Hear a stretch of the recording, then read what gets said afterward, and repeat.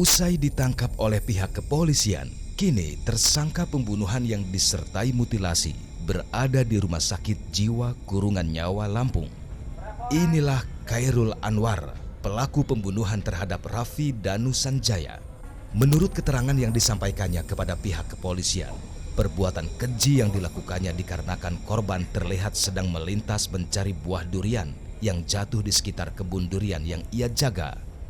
Teka-teki apakah Khairul mempunyai gangguan kejiwaan seperti adanya kabar yang beredar. Hal ini masih terus didalami oleh pihak rumah sakit jiwa.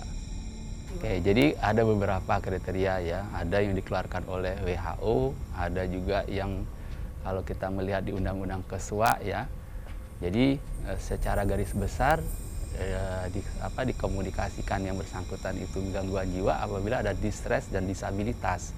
Distres itu ada gangguan terkait dengan fungsi, kemudian adanya keterbatasan terkait dengan fungsi kejiwaan itu sendiri, makanya disebut distres dan disabilitas tersebut.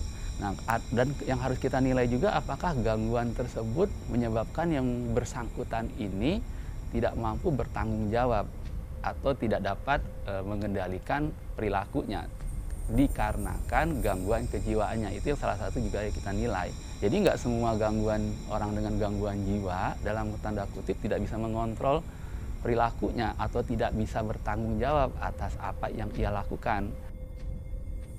Bagi Tenri, pemeriksaan kejiwaan Khairul Anwar masih bisa dilanjutkan setelah melewati pemeriksaan selama 14 hari jika memang dirasa ada yang kurang dalam pemeriksaan tersebut.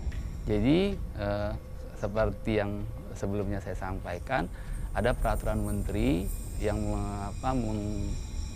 membuat batasan waktu ya, jadi 1 sampai 14 hari.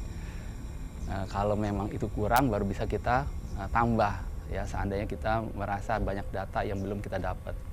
Jadi sampai saat ini sebagian data sudah kita peroleh. Tapi kan tadi yang sampaikan, kita harus mengukur juga kemungkinan apakah dia berpura-pura dan segala macam. Nah itu kan harus kita ukur atau kita lakukan pengukuran dalam waktu yang cukup ya, untuk menghindari kemungkinan adanya manipulasi dari pasien itu sendiri. Hari-hari Khairul Anwar ke depan harus ia jalani di rumah sakit jiwa ini, dan dirinya pun masih dalam pengawasan pihak kepolisian.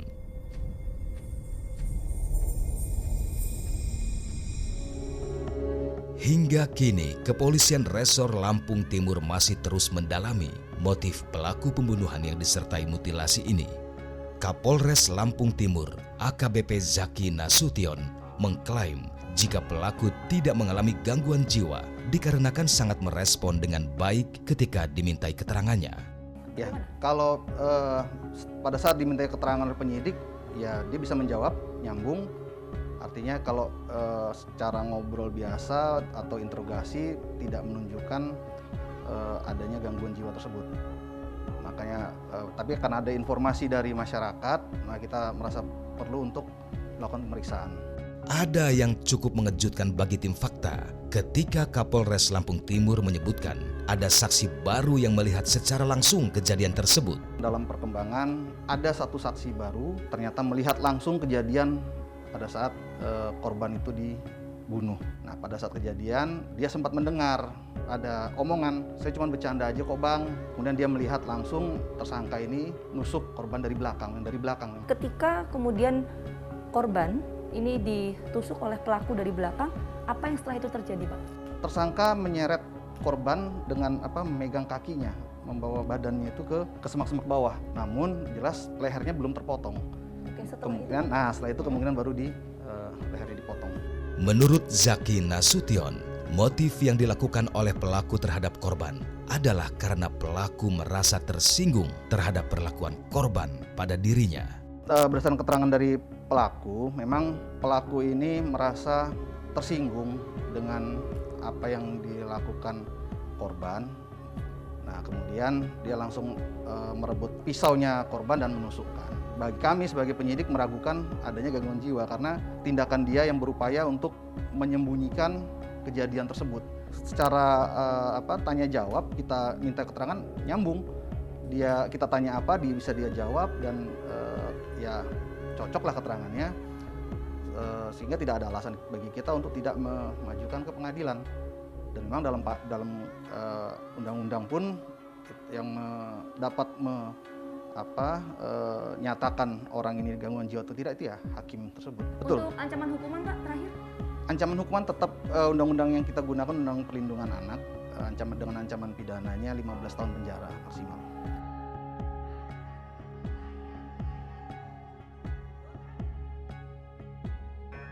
Miris dan prihatin. Inilah suasana kebatinan yang kami rasakan ketika meliput secara langsung peristiwa ini. Menjadi pertanyaan saya dan Anda tentunya pemirsa, bagaimana seorang pelaku ini tega membunuh hingga memutilasi korban berusia 11 tahun? Apakah memang pelaku memiliki gangguan kejiwaan? Inilah yang masih kami tunggu, informasi dan juga hasil pemeriksaan kejiwaan terhadap pelaku. Tapi pihak kepolisian memastikan kepada kami bahwa apapun itu hasilnya, baik nantinya pelaku dinyatakan mengalami gangguan kejiwaan atau tidak, polisi memastikan bahwa proses hukum terhadap peristiwa ini tetap berlangsung. Bahkan kemarin pihak kepolisian menyebutkan ancaman hukuman terhadap pelaku yaitu 15 tahun penjara. Apakah ancaman hukuman ini sudah memberikan rasa keadilan bagi keluarga korban? Yang menjadi harapan kami dan kita semua tentunya pemirsa, bahwa proses hukum yang nantinya diberlakukan terhadap pelaku bisa memberikan rasa keadilan seutuhnya bagi keluarga korban. Karena sejatinya sistem hukum dilahirkan dan juga diciptakan untuk memberikan rasa keadilan. Saksikan terus Fakta setiap hari Senin pukul 8 malam hanya di TV One.